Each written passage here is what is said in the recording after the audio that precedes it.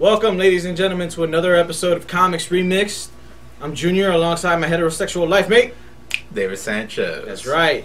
Welcome to episode 2, season 2. It's great to be back. You know, another season. Hopefully you joined us last episode 2 weeks ago. If not, go watch it. It's up now on comicsremix.com. Quite the hiatus we took. Yes, 4 months now. yes. A 4-month hiatus between season 1's finisher and last episode. Yes. I want us to have a little montage of all the little things we did in those 4 months. Like all of our accomplishments up until now. Like a little reel. Was there really? No. Most of the accomplishments were like on paper. Yeah. You know, more behind the scenes stuff. Yeah. But we're here back. We're back. We're back. Thank you very much for having us. Now, you know, back to our regular schedule. We took the 2-week hiatus after our first episode because we had a lot going on. The con, C2E2 rolled by. As well as Free Comic Book Day. But we'll get to that. Just want to quick hit some notes here for you guys.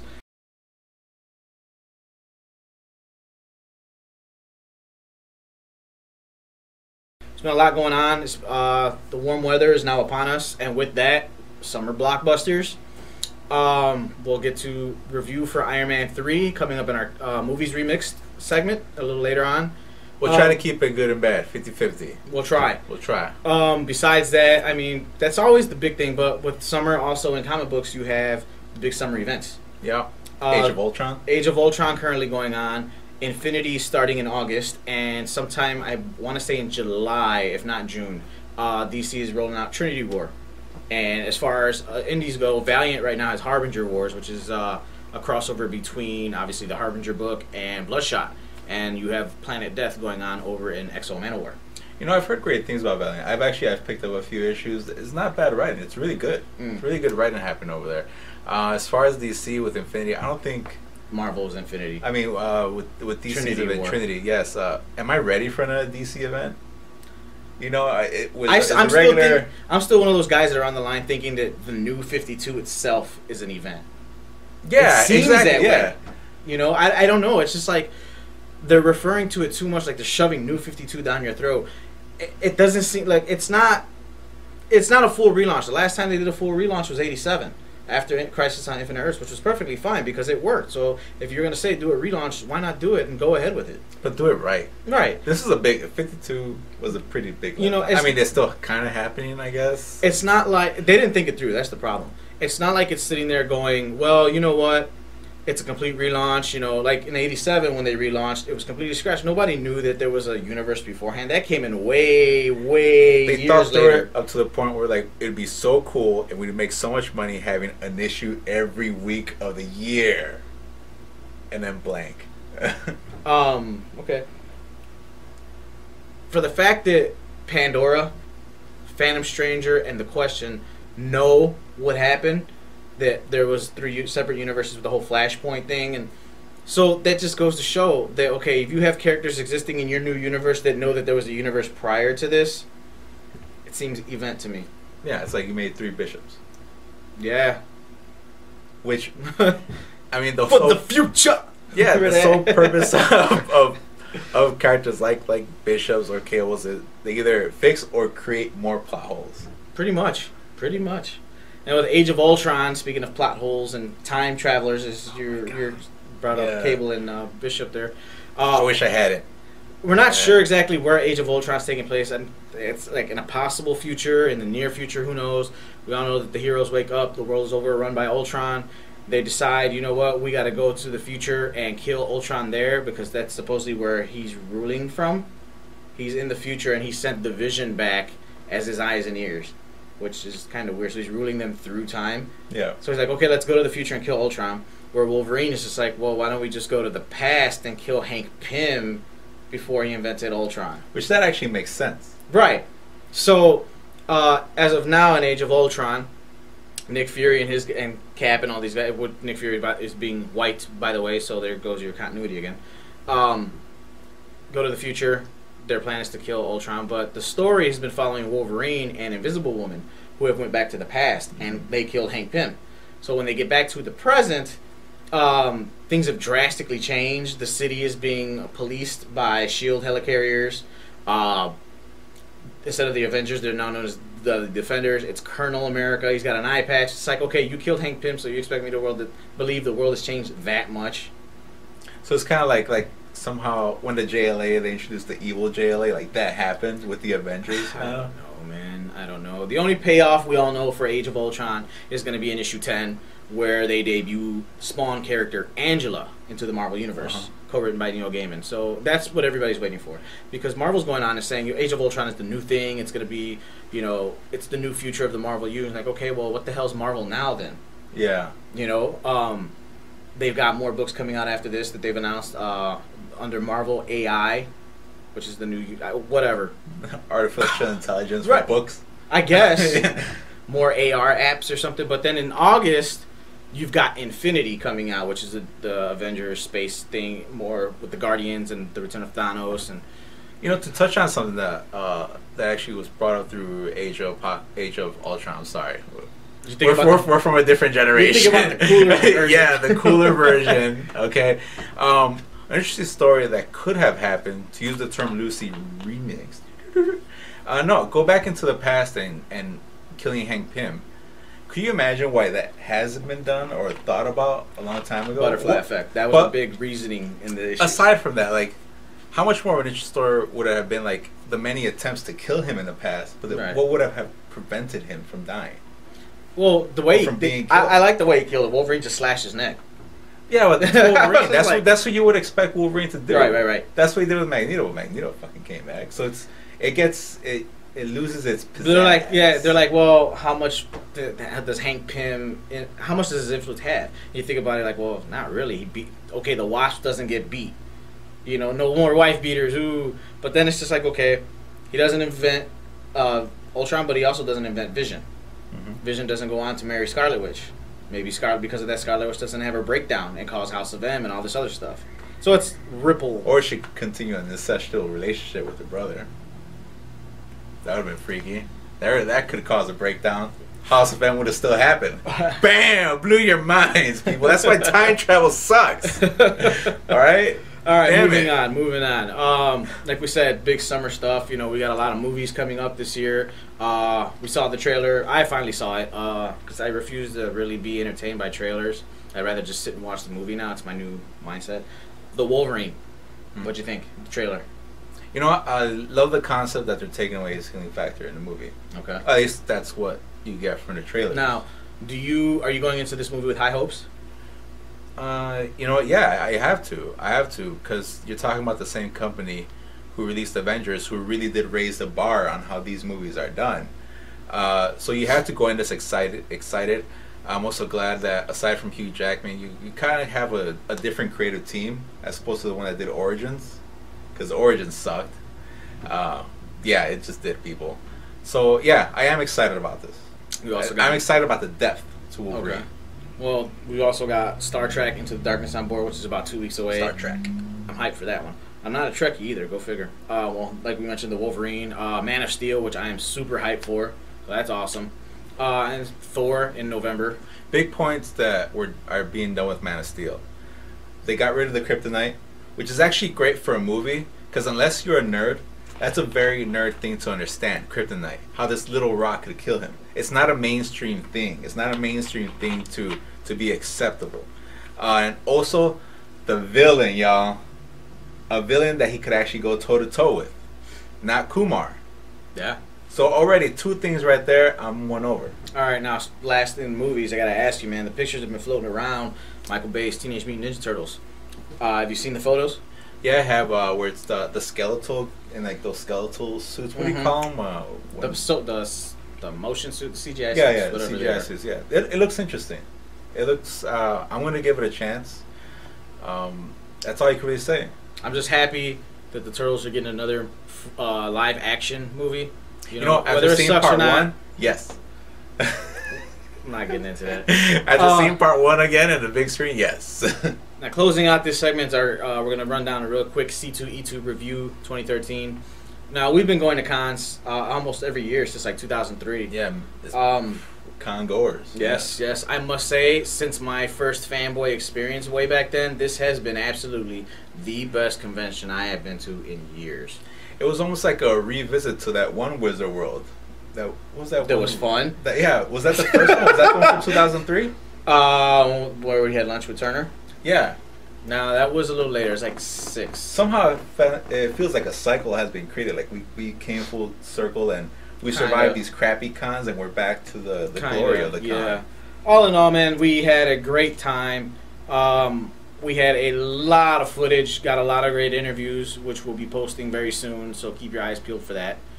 For a lot of Chicagoans, that probably held out because I'm gonna straight up, I'm gonna say I know we're still gonna try to go out there, but Rosemont was a letdown. A couple of key points that actually made it for me, like if I had just gone as a parent, like with my family, the kids' room was awesome, was fantastic. You got to sit down, your kid got to go crazy, everyone's happy, okay? And there was actually there's this resurgence of the gamer. Okay. Like this whole area for the gamer. They almost had an entire conference room just for them. I just see that. It was the main room right outside the convention hall. Yeah, and that has to be a part of it. The gamer and the comic book guy, they have to coexist in these cons. Mm-hmm. You know, you got to be fair to both. All in all, great convention. You guys can read my reviews on them on our blog. If you head over to comicsremix.com and you hit blogs, or go on our Facebook and the links are on there as well. Day 1, Day 2, Day 3, they're all on there. It was a blast. The footage will be up soon. Most memorable moment of this year's C2E2 for you. One moment for you in particular. Oh my god. Oh, when I told Ed Boon that we programmed the blood code into the video camera. And I told him, look, once we do that, shit's gonna get crazy. Yeah, he looked at me like. So there you go. For those that didn't know, we did land an interview with Ed Boon. That was John covered that from Paparolla's Point. So congratulations, John. That was great, man. He did a good job. Popped with that his interview cherry with that one. So go be on the lookout for that. That'll be up soon. And I have to say, just to hype it up some more, based off other interviews, we saw the other interviewers there. John did a great job with the questions. Yeah, he really did. On point. No offense to the other interviewers. No, fuck that. You guys suck. But you know what, man? They're fluff interviews. I'm sorry. And this is John's first time. Do your homework. That's all I gotta say. You're gonna come at these celebrities, I guess, in our eyes. Come at them right. Yep. That's all I gotta say. My favorite. God, I've had a lot of favorites. Saturday as a whole was just great, even after the convention. You know. Look at Sunday. We chose to chill more. Right. You know? Right. And Sunday was more of the wrap ups. Yeah. Man. I'm stuck between picking my interview. See, I did an interview with. Oh, you think about that? I was gonna say it. Oh, you were? You got it? Yeah. Okay, good. You were stuck. You were like, I was wrestling. You're wrestling with and. Oh, go ahead. Interviewed Jordan Hembrough, host of Travel Channel's Toy Hunter TV show. Totally different respect for him. Those of you who've been stuck around from our first season in episode 17.2, we did a review on the show. I called Jordan a dumbass, and I explained why, you know. But I said Jordan, but I kind of meant it generally speaking. And I told him as well that I called him that, and I apologize after talking to him and getting to really know him, not just the one day for the interview, but throughout the entire week. And him and his crew, they took care of us. They really did. And if you watch Junior's interview with Jordan, I believe he explains more of why it's such a found money driven show, and through that you gain more insight and you kind of respect the show more, and you realize, okay, the guy's got to do what he's got to do. You know what? In closing with that, I just want to say, I think, I as myself as well as a toy collector, hardcore toy collectors, I think whether they admit it or not, we were disappointed that it wasn't the kind of show we were expecting. So in that reason, what do you do when it's not something you like? You tend to bash it. Yeah. You know, it just, I think that was the problem with it. I think honestly. But the interview's coming up, stay tuned for that. All questions answered. Yep. So I'd have to say that was my favorite moment.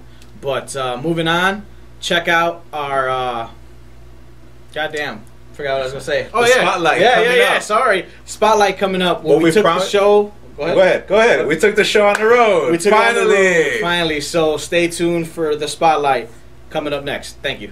Well, high five.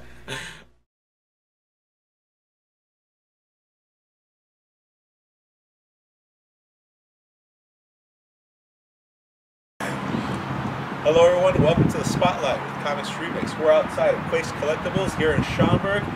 Stop by with us and let's see why this shop is unique. My name is Aaron Kloffenstein. I own and operate Quake Collectibles West, 17 West Weathersfield Way, Schaumburg, Illinois. This is the second location of Quake Collectibles. There's another location in Chicago on Lincoln Avenue. I sell a lot to collectors and kids and all ages, from kids that come in. I have inexpensive toys. I get a lot of mothers and grandmas that come in and they're surprised by my carded figures, the price, because a lot of my figures are cheaper than Target or Walmart. And then I get a lot of collectors that are going to go for more of the high-end stuff you can't find. Aaron, can you talk to us about how the fan becomes the shop guy? Well, it started out when I was 5 years old. I saw Star Wars in 1977 in the theater. After that, I saw it again, and I asked all my relatives, aunts, uncles, grandparents, hey, can you take me to see Star Wars? And then by the time 1978 rolled around, I was collecting the little figures and playing with them, of course. I wasn't a collector then, but and I kept continuing to love the Star Wars figures, and even into my teenage years, I specifically remember being in 8th grade, and my friend, or what I thought was a friend at the time, turned around in class, and I remember there was 2 girls sitting between us, and he said, hey Aaron, are you gonna go home and play with your Star Wars figures? Ouch. Yeah, and I was like, no, I'm not gonna do that, but I was, and he was right. As most of us would have. I had Weequay and Clay-Doh in my head from the Return of the Jedi, and I had just gotten those figures, and I remember thinking, yeah, I'm gonna set those up. I want to make a cool Sarlacc scene or Jabba the Hutt palace scene. So when did you actually first start selling? In the summer of '09, my wife was having a garage sale, and I thought of my shed, and I was like, I got all these Star Wars figures from the '90s, and everybody and his brother is like saving these figures because one day they're going to be valuable. Well, they're not going to be valuable because everybody knows to save them now, and they mass-produced them. So I said, you know what, honey, I'm going to blow out a lot of my Star Wars figures at the garage sale. I also worked in graphics at the time, and I asked my boss, hey, for my garage sale sign, can we print like the Star Wars logo, the black logo, recognizable? I want to put them on my garage sale signs. I did that. I got a big turnout. I remember one guy specifically came in and he said, you had me at Star Wars. And I ended up making over $300 on that weekend, and from that it just snowballed. Now, when I first walked in here, I was amazed by the range. You have vinyl, you have toys, you have cards, like you have stuff for the kids, for the big kid.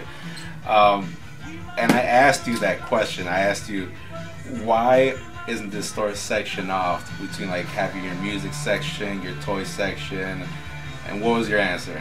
Well, the idea is to keep people looking around and keep them in here as long as they can. If somebody only likes dolls or like 12-inch dolls or something, and I have them all in a section, they're just going to come, look at them, and walk out right away. This way you're looking around, and then maybe the same collector's like, oh yeah, I remember that, and I want to get that car too. Yeah. So I had one guy, it was like my second day open, he came in here, and he had a Ninja Turtle for $5. And he said, you know what, I'm probably just going to get this. 5 hours later, he spent $65 because he just kept looking around, finding stuff. At one point, does any collectible or comic book shop have to separate that new age idea of having that retail image to doing something like this? Like where is the stop line? Where do you see yourself like, okay, I can't put too much stuff, or I don't have enough? Like, where is that line? Have you drawn up that line? Or yeah, it's not really a line. It's just I can never have enough. Most people come in here and are like, wow, you got a lot of stuff, and I see it the opposite. I'm like, yeah, I got a lot of blue wall that's showing, and I have to cover that. There's a Quake in Chicago, and I purposely tried to replicate. I went to his shop in November last year, and I measured Elvis shelves. I measured everything. I took pictures, noted where he had his carded figures, how he laid out the shelves, and I tried to replicate that the best I could. Is there anything else you want to add to the viewers? Well, the number one thing people say when they come in here is, wow, finally, there's nothing like this out here. And there isn't. That's one of the reasons I opened it, in Schaumburg. The closest place to me is probably me and Dad's Toys in Geneva, and it takes me 35 minutes to get to him. Otherwise, you can go to the city and get your collectible toys. I do a lot of vinyl because I love music. And I think vinyl's making a comeback, or I know it's making a comeback. A lot of my buyers that are buying are like closer to my daughter's age than they are to my age, and that shocked me. I didn't know that, but a lot of younger kids are getting into vinyl now. Okay. All right, Aaron. Thank you very much. Hey, thanks a lot. Thanks for having us. Appreciate it. Take it easy, people.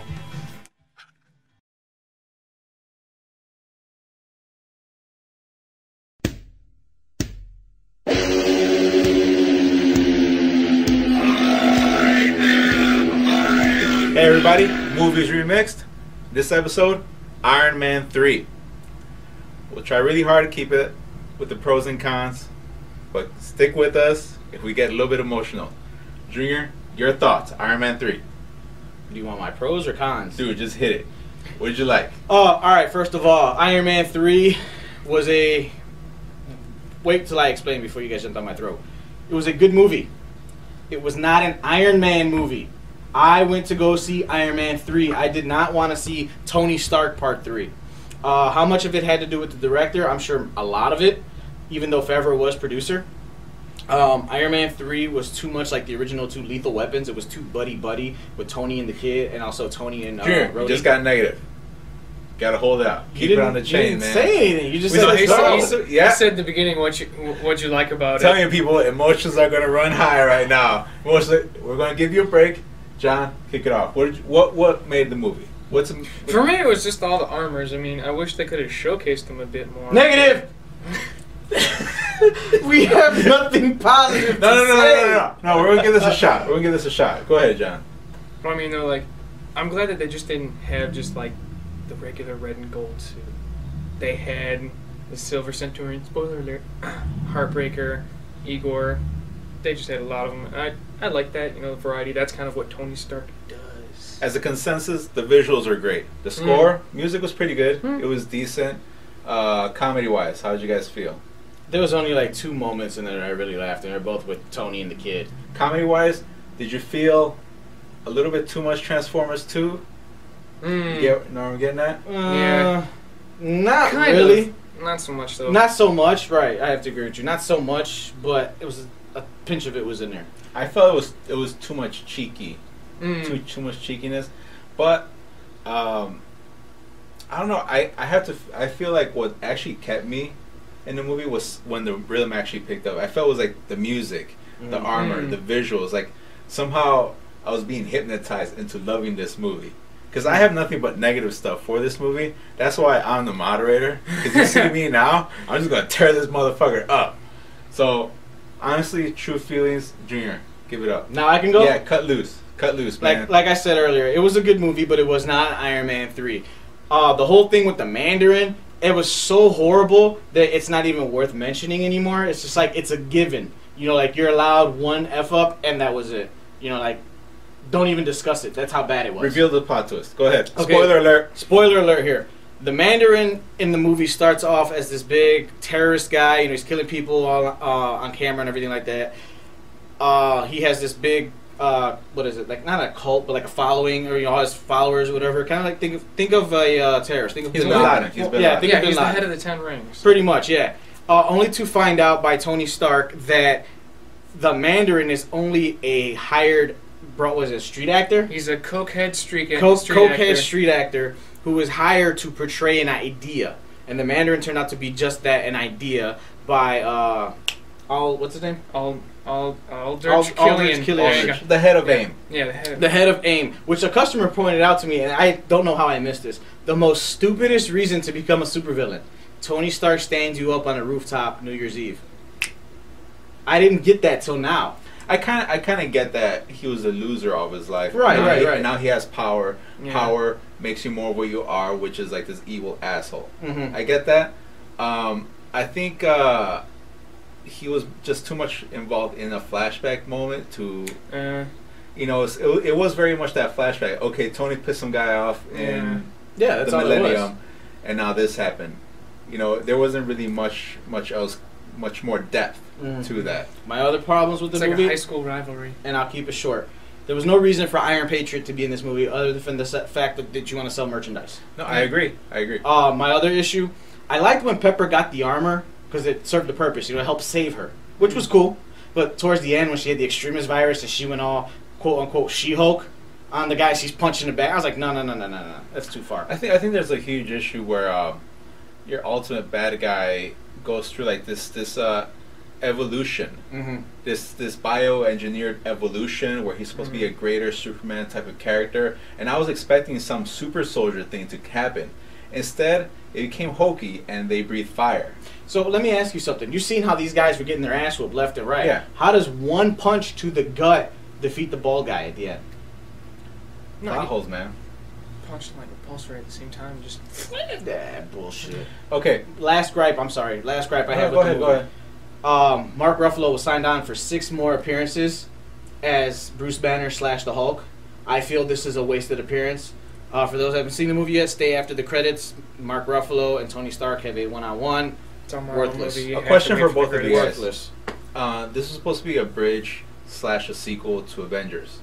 One thing that tied in every single movie, there was always a presence of the Marvel universe. There was always something Yeah. Marvel in these movies. Right. And of course there is mention is the whole psychological shit, all that stuff. So right now you have this terrorist organization, this global threat. Where was S.H.I.E.L.D.? Exactly.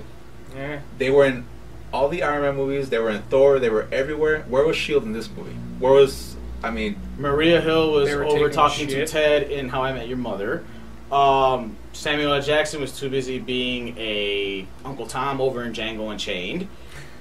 And Coulson is too busy filming his ABC TV show. Well, there's an issue right there where you're trying to tie in this universe, and like you said, this became a very Tony Stark movie, which all of a sudden Tony Stark is pretty much James Bond. Yeah. He's pretty much Yeah. like MacGyver. Yeah. Somehow in this year he became like an all-star, close combat expert / espionage expert. Right. When in reality he's a nerd that has really cool weapons. That's his shtick. No, That totally. is. And when he gets in trouble, a nerd has to figure out how to get out of it. That's He's that's a the man thing. in a can.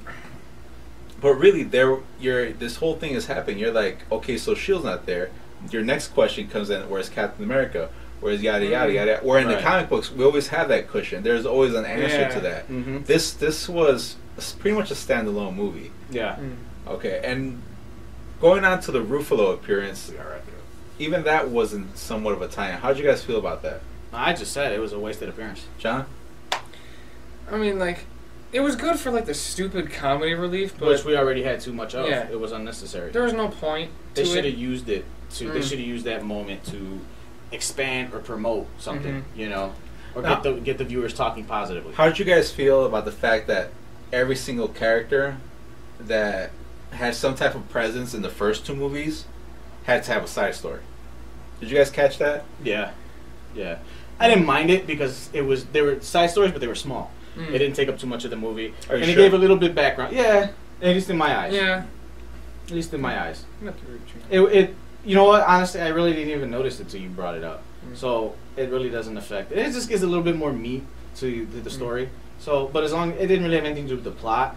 It's just always those I wonder what happened moments. Just Yeah. filling in those small continuity things. So no big deal. Okay. All right. Last one. One of the biggest moments in the movies. The big stunt out in the air, rescuing all those people. How did you feel that it wasn't Stark? I'm trying to in the think. armor? I was like, what are you talking about? I forgot. It is. You know what? That's actually a very good point. You don't have to answer my question because the movie is kind of forgettable. Yeah, I honestly, what are you talking about? I When swear he's to God, I rescuing don't the people remember. from the plane. Oh, and he's like, skydive okay. thing. The Yeah, bald he's like, dude shoots yeah, the he's door. like, everybody hold on, like grab him. It's like one big conga line, or like you said, monkeys in a Yeah, barrel. monkeys in a Okay, barrel. so yeah, Like you're there's this way point, better like, than the airplane scene in Superman Returns. Yeah. Well, because you know what, you'd already know what Superman's gonna do. Yeah. That's true. Yeah. It was good to see how Iron Man would have figured that one out. So All you're right, closing statements. Start Start with John. Are we going with the ratings, the 4-star ratings? Hold on, closing statements before we rate. Okay. There are 2 things. Well, one that annoyed me and one that I missed. I really wanted to see more of the Stark Industries aspect because in the first 2, they really did focus more on the corporate side and not so much on like the personal side. And I missed that. That was a good point. How Iron Man as a corporation affects the world that we live in. That was a good one. Here's the thing that annoyed me the most. Ben Kingsley as the Mandarin got paid in coke. He didn't get paid in cash. Okay, that being said, let me make this my last question. That being said, Mandarin brought out as a comedy relief plot twist. How hard would it be to bring him back as the actual Mandarin? You can't. It's You tainted. can't? It's tainted. It's tarnished. It's done. You can't. Not The even only way I time could- travel? The only way I could see it is Don't if even. there was this actual real hidden Mandarin and he kills Ben Kingsley. Yeah, and he's he's just like, for I'm the mocking real. mocking my name. You know, Yeah. that's the only answer I can come Mhm. up with, too. Like, he was, like, in the shadows, like, Yeah. puppeteering area. But then that's when you get the critics coming out and saying, "Oh, well, they're just doing that to wipe the bad taste of Iron Man 3 and what they do with the Mandarin now." I say it's done. You messed it up. Not unless you're going to relaunch the entire franchise again, which we all know they're not because they don't need to. It's done. Don't even touch Is it. that your closer? That's my closer. Just All it's right. fine. 4-star rating. 1.5 stars. To be honest, I still liked it. 2.5. I agree with Junior. 1.5 stars.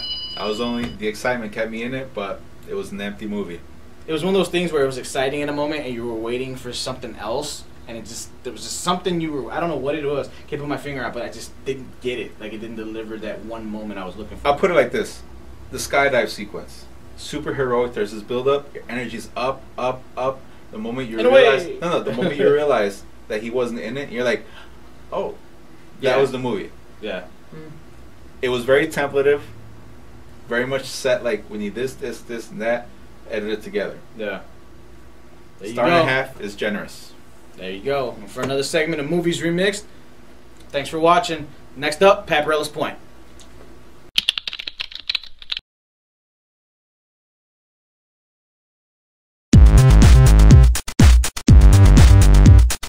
Fresh off my interview with Ed Boon, I'm talking about Injustice, Gods Among Us. Available for the PlayStation 3, Xbox 360, and I believe the Wii U. It's out there, you know, they haven't really released a lot, but I'm getting there.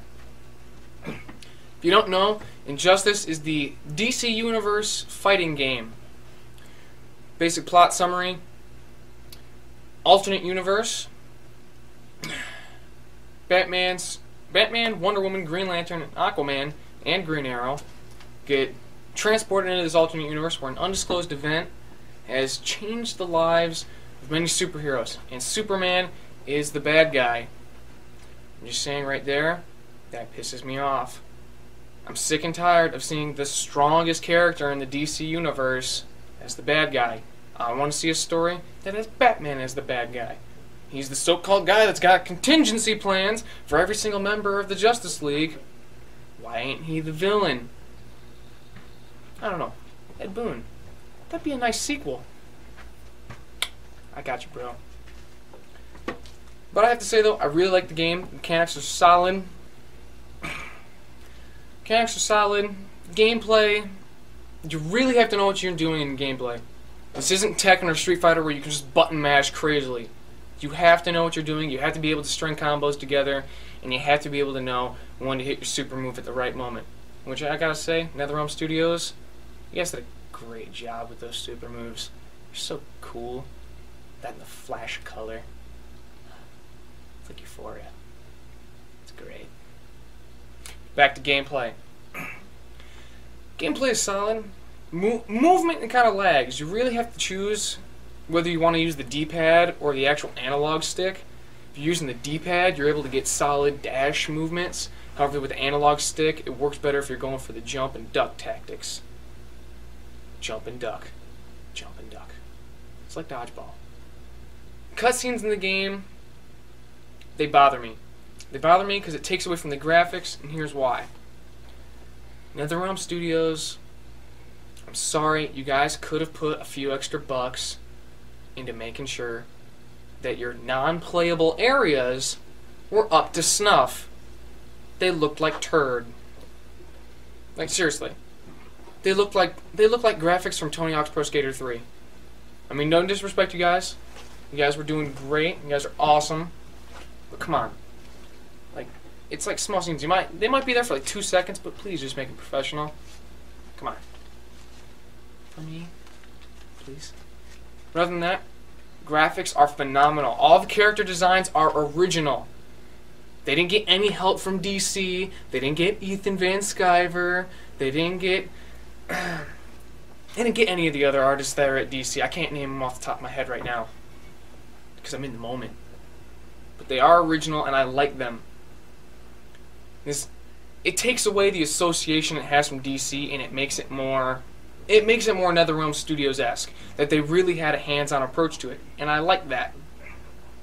Going off the characters, a lot of the characters are great. You have your standard, you have your Superman, you have your Batman, Joker, those kinds of characters. The popular ones, the people that people are just kind of like, yeah, they're in the game. Then there are the characters that don't deserve to be in the game. I can name 3 off the top of my head. Hawkgirl, Killer Frost, and Raven. I'm not being sexist, it's just that right now, in the DC universe, they're not in a good standing. They don't have the build-up that gets them this grand and glorious game character. They don't need it. You could have gotten 3 other great characters, like Booster Gold, Blue Beetle. Yeah, let them as DLC characters. That'd be great.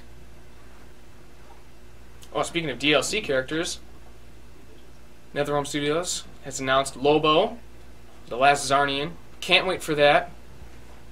I've seen the gameplay. It looks phenomenal. And they announced Batgirl from the Season Pass. If you haven't checked it out yet, the Season Pass is basically for the online community. And if you get the Season Pass, you get the Flashpoint Skins Pack, which is Emperor Aquaman, Wonder Woman, and Deathstroke, all from the Flashpoint miniseries. And you get 4 characters. And so far, the only one that's been announced is Batgirl. I would like to see who the others are. I really hope they're good. And, I think it's great that they're expanding the roster and they're not just choosing to go with the skins route. Even so, the skins need to be free, even if it's just 1 skin. Here's the part I am the most impressed with this game, because I think this is a first. I don't think anyone else has ever done this. There's an app that you can get for the iPad/iPhone. It is the Injustice app. And it's basically a simplified version of the game. It doesn't have all the characters in the game, but you get the basic majority in the characters that everyone wants to play as. Simplified version, but there is a connectivity option where you can connect to the console version through the app or vice versa. And you can unlock unlockables via both sides. Which, I have to say, that's pretty darn clever. If one person has one side and they have the other side, they can unlock some great stuff. You can unlock a Batman Beyond skin. You can even unlock the new 52 skins for Flash and Green Lantern. I really like that. Is that, yes, they came up with the original designs, but they are keeping up with the new 52. I like that. Creative. It's a good way to market. On the Comics Remix scale, I'd give it a 3.5. It's gonna have a good replay value, and I feel that fans that don't read comic books are still gonna enjoy it because it's characters that people recognize. They see Superman, like, oh, it's Superman. See Batman, I'm Batman. They know it. And then the comic book fans are gonna like it because it is an original story. It's like you're playing a comic book. You know what? It caught my attention. I liked it. All right. You guys can check me out, Paparella's blog, at comicsremix.com. You guys can check out my interview with Ed Boon, coming soon. Coming very soon. Thank you guys for watching. It's been Paparella's Point, and you've been pointed out. Back to you, Mike and Molly. And that was another awesome segment of Paparella's Point with John Paparella. We hope you enjoyed tonight's episode. As always, you can catch us on comicsremix.com, catch us on YouTube, facebook.com/comicsremix, on Twitter at comicsremixed. You can email us directly at comicsremixed@gmail.com. Where else are we on? Everywhere! Don't forget to check out the Spinner Rack podcast hosted by myself and Big B Brian Adams. That's posted up every Friday. To listen to that, you can go to podbean.thespinnerrack.com. On Twitter, you can catch us individually. You have your own Twitter? Nope. I'm on David Sanchez Art at twitter.com. And I'm on Comics Remix, or at Comics Remix. I don't have my own Twitter. Facebook's enough for me. But you can't find me on my own Facebook. I won't let you. My privacy settings are up. can't find me. Show. Yeah. But no, anyway, seriously, for another great episode. Oh, you can contact John through us, I guess, at Comics Remix. What the fuck is that? Comics Remix. Comics Remixed. I'm sorry, it's been a long night. comicsremixed@gmail.com. Just in the subject box, make it out to John. Or Brian, or David, or myself if you want to contact us individually, doesn't matter. Thank you to everybody from C2E2 who helped us out and gave us some great interview footage and some awesome memories. Some awesome memories. Awesome memories. That's better than awesome. It's like, awesome. You know what it's like? It's like going to prom and just having like this great old time. Bang in the band. Right, John? So for another great episode of Comics Remixed, thank you for watching. We'll see you guys next week. Have a good night.